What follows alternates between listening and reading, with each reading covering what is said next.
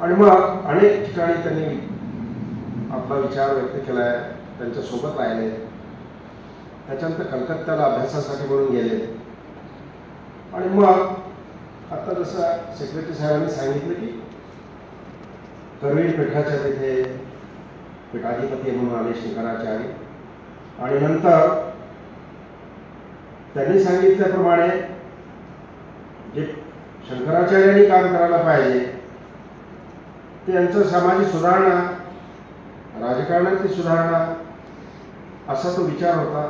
तो जो काही अंधश्रद्धा निर्माण करणारे आहेत त्यांना पटत नव्हता आणि त्याच्यामुळे ते पुढे पुढे इकडे आले, नाशिकला स्थायिक झाले. आणि नाशिकला स्थायिक करून मी आता ग्रंथालयामध्ये जाऊन आलो. त्यांनी त्यांची ग्रंथसंपदा इतकी आहे की त्याच्यावर संशोधन करून अनेक ग्रंथ तयार होते. तर मी अशी विनंती करतो न्यासाला की मला काही वेळ मिळाला तर मी जरूर येईन आणि सामाजिक शास्त्र, समाज सुधारणा याच्या संबंधीचे जे त्यांचे विचार आहेत ते विचार संकलित करून ग्रंथरूपात येणं अत्यंत आवश्यक आहे. ते करण्याच्यासाठी मला सहाय्य जर आपण मिळालं तर मी जरूर करीन. आता बाबासाहेब आंबेडकरांच्या आणि शंकराचार्यांचा कसा विचार आहे जुळता माळता सांगतो मी आपल्याला. कर्नाटकातून आलेले शंकराचार्य, असेच कर्नाटकातून दुसरे एक व्यक्ती, मोठी व्यक्ती, महान व्यक्ती, महापुरुष आहेत बसवेश्वर महाराज. बसवेश्वर महाराजांचा सुद्धा असाच विचार आहे. म्हणजे जे राष्ट्र निर्मितीसाठी आवश्यक गुण आहेत ते गुण त्यांच्यामध्ये होते. गौतम बुद्धाचा जो विचार आहे तो पुढे नेण्याचा त्यांनी विचार केला. आणि समाज हा कसा व्यवस्थित असावा याच्यासाठी आंतरजातीय विवाह करणं किती आवश्यक आहे. एक ब्राह्मणाची मुलगी आणि अस्पृश्यांचा मुलगा याचा विवाह लावून देण्याचं काम बसवेश्वर महाराजांनी केलं. तसंच शंकराचार्यांनी ही काही अस्पृश्यता आहे ती दूर करण्याच्यासाठीचे प्रयत्न केलेले आहेत असं आपल्याला दिसून येते. आता बघा, बाबासाहेब आंबेडकरांनी 1927च्या भाषणामध्ये सांगितलंय, भारत हे सामर्थ्यशाली राष्ट्र होण्याच्यासाठी हिंदू धर्म सामर्थ्यशाली झाला पाहिजे. आणि हे सामर्थ्यशाली होण्याचं सूत्र काय सांगितलं? ज्या जाती आहेत हिंदू धर्मांच्या मध्ये त्या जाती समूळ नष्ट झाल्या पाहिजे. आणि या समूळ नष्ट कशा होतील? तर 5 बंदी सांगितल्या बाबासाहेबांनी. लोटी बंदी आहे, म्हणजे पाण्याचं एकमेकाला देवाणघेवाण आहे. रोटी बंदी आहे, एकमेकाशी खाणं पिणं आहे. भेटी बंदी आहे, एकमेकाशी भेटणं, म्हणजे एकमेकाला स्पर्श झाला तरी बाटतो अशी संकल्पना होती, ती नष्ट झाली पाहिजे. आणि भेटी बंदी उठली पाहिजे. ही जर उठली तर खऱ्या अर्थानं हिंदू धर्म सामर्थ्यशाली होईल. आणि हिंदू धर्म सामर्थ्यशाली झाला म्हणजे भारत सामर्थ्यशाली होईल, अशी ती संकल्पना आहे. मग असं जर झालं असतं तर काय झालं असतं? सारा भारत एकमेकांचे सोयरे झालं असतं.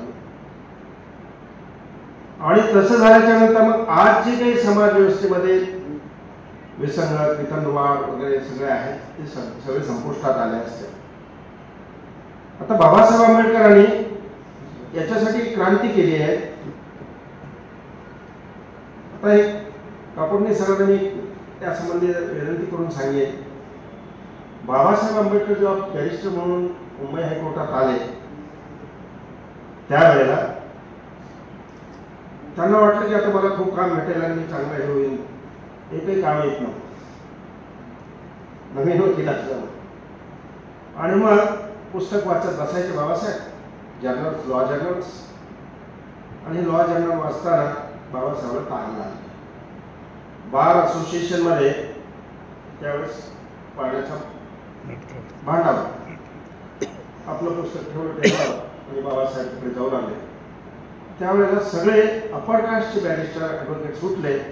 Doctor Ambedkar, you are untouchable, you are not allowed to take water from that pot. Babasaheb अचंबित झाले. आणि मग ही गोष्ट त्यांनी बारच्या अध्यक्षाला सांगितली. असं घडलं, मला पाणी घेता आलं नाही. मी म्हणाले येस युअर नॉट आलं. आणि मग बाबासाहेब विचार करतात, अरे मी इंग्लंड अमेरिकेमध्ये राहून आलो, तिथं मला असा कोणी प्रतिबंध केला नाही.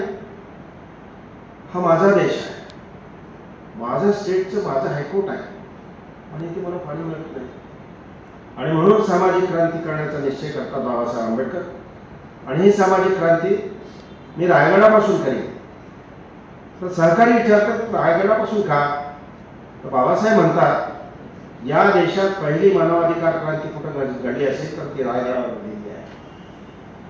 छत्रपती शिवाजी राजाला आपण शूद्र आहात, आपल्याला राज्याभिषेक करून घेण्याचा अधिकार नाही असे इथल्या व्यवस्थेने म्हटल्यानंतर राज्याभिषेक करून घेणं करणं हे साकार करून दाखवलं राजाने. आणि म्हणून ही मानवी हक्काची एक मानवी अधिकार नाकारलेला मानवी अधिकार एस्टॅब्लिश करणं प्राप्त करणं हे तिथं घडलेलं आहे.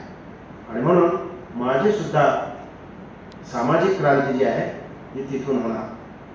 हे असं म्हणल्यानंतर बाबासाहेबांचे कोवर्कर चित्रे साहेब म्हणतात की असं ठिकाण आमच्या महाडला आहे.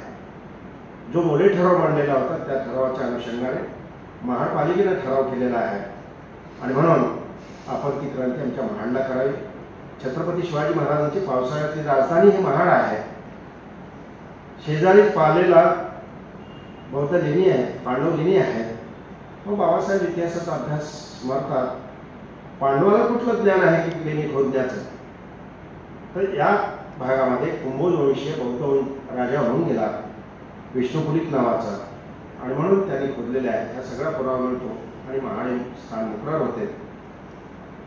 2 दिवसाची कुलाबा जिल्हा बहिष्कृत परिषद भरते आणि 20 तारखेला पाणी घेतलं जातं चौदार तळ्यावर सामूहिक रीतीने जाऊन. त्याला त्यावेळेला कुठलाही विरोध झालेला नाही. पाणी घेतलं, बाबासाहेबांनी पाणी घेतल्यामुळे कुठला रंग बदलला नाही, चव बदलली नाही, काही झालं नाही. परंतु जसंही ते सगळा मॉप पाणी पिऊन आपल्या याच्यामध्ये गेला, त्यानंतर खूप दंगा झाला महाडमध्ये. जे सत्याग्रही आलेले होते त्यांना मारहाण झाली, आणि नंतर काही दिवसांनी त्या तळ्याची शुद्धी केली. शुद्धी कशी केली? किंवा तळं बाटल्यानंतर ते कोणी तळ्यावर पाणी घ्यायला गेलेलं नाही बाटलं म्हणजे. आणि म्हणून शेजारीच चौदार तळ्याच्या एक विष्णू मंदिर आहे, त्या मंदिरात एक सभा झाली. ती सभा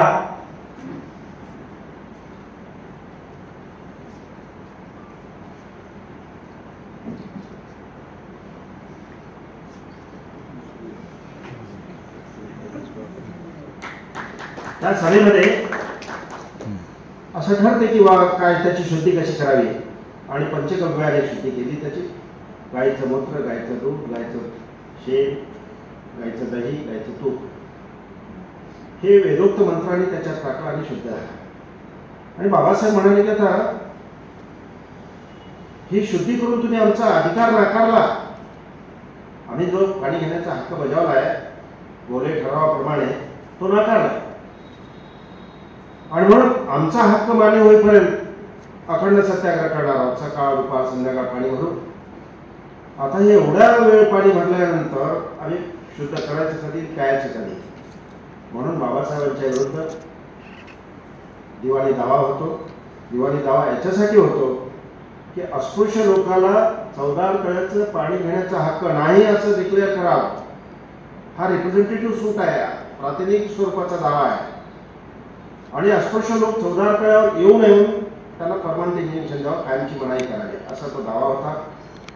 या दाव्यामध्ये बाबासाहेब हजर झाले. हजर होऊन आपला अधिकार काय आहे याच्यासाठी लेखी कैफियत दाखल करतात. आणि त्यामध्ये बाबासाहेब असं म्हणतात की अस्पृश्यता ही प्रथा कोर्टाने बेकायदेशीर ठरवावी, कारण ती न्यायतत्वाच्या विरुद्ध आहे. याच्या पुढे बाबासाहेब लेखी कैफियतमध्ये म्हणतात की सार्वजनिक तळ आहे, नगरपालिकेच्या मालकीचा आहे, आणि म्हणून पाणी घेण्याचा कोणाला अधिकार आहे. याच्या पुढे बाबासाहेब सांगतात की या जे मालक आहे नगरपालिका त्याला पार्टीच केलं नाही याने, आणि म्हणून नॉन जॉईनर ऑफ नेसेसरी पार्टी या तत्वाच्या खाली दावा निश्चित करा. मग हा दावा सगळाच काही इतिहास सांगणार नाही, 2-3 मिनिटांमध्ये सांगून एक करेल. प्रमुख वक्ते आलेले आहेत, आदरणीय साहेब आहेत, ते याच्यावर विवेचन करणार आहेत भरपूर. म्हणून मी एक 2 ओळख म्हणून याचे देतोय. यामध्ये बाबासाहेबांनी अनेक साक्षीदार चांगले कसे मिळवायचे ठरवलं. महात्मा गांधींना साक्षात म्हणून बोलवा कमिशनवर असा अर्थ आहे. आपले विदा सावरकरांना बोलवा असा अर्थ आहे. म्हणजे 10-12 साक्षरांची यादी दिली, यांना कमिशनवर तुम्ही बोलवा. आणि त्याच्यामध्ये कुर्तकोटी साहेबांचंही आहे. कुर्तकोटी शंकराचार्यांना बोलवण्याच्यासाठी कोर्टानं एक विनंती पत्र तयार केलंय आणि ते विनंती पत्र इथं पाठवलंय. मी न्यासाला विनंती करतो की ते पत्र जर असेल आणि मिळालं तर येणाऱ्या नेक्स्ट वॉल्यूममध्ये मी ते इन्कॉर्पोरेट करेन. आता कुर्तकोटी साहेबांची शंकराचार्याची इथं साक्षी कमिशनवर झालेली आहे. मेहता नावाचे कमिशनर होते, ॲडव्होकेट मेहता, आणि बाबासाहेब आंबेडकर वादीचे वकील वेरकर इथं आले आणि इथं येऊन कमिशनवर साक्ष झालेली आहे, ती मोडीत आहे. ज्या ठिकाणी साक्ष झालेली ते ठिकाणी आपल्याला मिळालं. मला त्याचा फोटो दिला तर तो फोटो सुद्धा नेक्स्ट ह्याच्यामध्ये मी इन्कॉर्पोरेट करेन. दुसरी महत्वाची गोष्ट तर त्या साक्षीच सांगतो. असं म्हटलंय की आम्ही अस्पृश्यता ही फार काटेकोरपणाला पाळतो, स्पर्श झाला तरी आम्हाला चालत नाही. तर हे असाच पुरावा प्रत्येकाने दिला. एक साक्षार्थ बोलतो असा की ही केस चालू झाली, तो वकील साहेब होतो बल्लाळ. ही केस चालू झाल्याच्या नंतर मी बाबासाहेबांना प्रश्न केला की तुमचा आमचा एका ठिकाणी बसतो, स्पर्श होतो, पाणी एका ठिकाणचं पितो. तर ते म्हणाले की ही केस चालू झाली होणार, त्यामुळे मी नवीन ड्रेस शिवला आणि कोर्टाला येणं आणि कोर्टाला जाणं याच्यासाठी तो ड्रेस वापरतो. इथून कोर्टातून गेलो की तो खुंटीला लावतो, गोमूत्राने अंघोळ करून स्वच्छ होतो, शुद्ध होतो आणि मग माझा दुसरा ड्रेस. म्हणजे आमची अशी परिस्थिती होती सामाजिक जीवनामध्ये. ही बदल करण्याच्यासाठी योग्य साक्षार कोणते? मग हे साक्षार शंकराचार्यांनी येऊन अस्पृश्यता ही नैमित्तिक आहे असं म्हणतात. आणि बोलता बोलता साक्षीमध्ये असे म्हणतात की मी एका ख्रिस्त बाईला, मिस मिनर नावाच्या ख्रिस्त बाईला मी हिंदू करून घेतलेलं आहे, तिला दीक्षा दिलेली आहे आणि ते दीक्षा देताना मी भाषण दिलं आहे. तो भाषण मी दाखल करत आहे. आता मी आपल्या न्यासाला अशी विनंती करतो, ते जर भाषण असेल तर मला द्यावं, कारण तेही त्या कोर्ट केसचा भाग आहे आणि ते त्यामध्ये मला नेक्स्ट वॉल्यूममध्ये उपयोगी येईल असं मला वाटतं. शंकराचार्याच्या नंतर नारायण दामोदर सावरकर, विदा सावरकरांचे बंधू, त्याच्यानंतर बीजी खेर यांची साक्ष झालेली आहे. नानासाहेब टिपणीस यांची साक्ष झालेली आहे. नानासाहेब टिपणीसांचे नातू मिलिंद टिपणीस आहेत आपल्यामध्ये.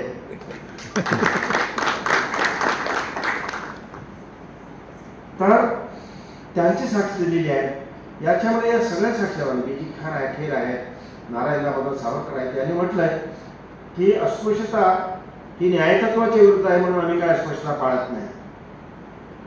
आणि बाबासाहेब ह्या सगळ्या साक्षरांच्या यानंतर युक्तिवाद करतात आणि दावा डिसमिस होतो. पहिला अपील होते, त्याच्यात नाराजी म्हणून अपीलात जातात वादी, तिथेही अपील डिसमिस होते. सेकंड अपीलला जातात मुंबई हायकोर्टात, तेही अपील डिसमिस होते.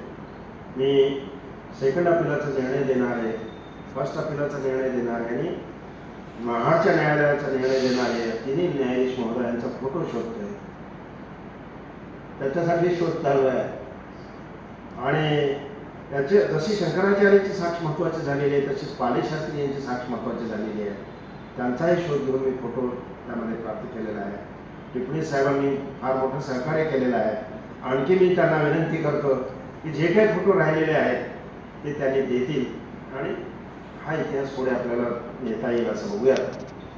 या क्रांतीचं यश असं आहे 14 आठवड्याच्या की कुलकर्णी साहेब, पंडित साहेब आम्ही असे एकत्र झालो.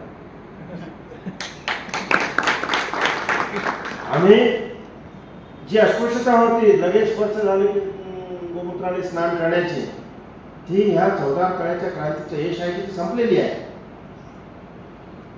हे किती मोठा यश आहे आणि याच्या पुढे आपल्याला जायचं आहे. जर बाबासाहेब आंबेडकरांची मी आता उद्धृत केलं वाक्य, सामर्थ्यशाली भारत होण्याच्यासाठी सामर्थ्यशाली हिंदू धर्म होणं आवश्यक आहे, हे जर झालं असतं तर आम्ही सगळेच सोयरे झालो असतो आणि आज जे काही अन्याय अत्याचार होऊ लागलेले आहेत ते झाले नसते. आज अनसीन अस्पृश्यता खूप मोठी महत्वाची जिकडे तिकडे दिसते मला.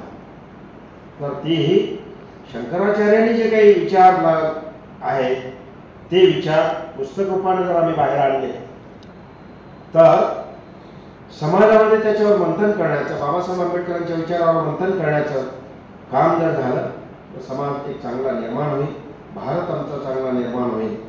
बाबासाहेबांनी संविधान दिले, आम्ही अनेक जातीत आहोत, अनेक धर्मात आहोत, अनेक पंथात आहोत, तरीही भारत आज टिकून आहे.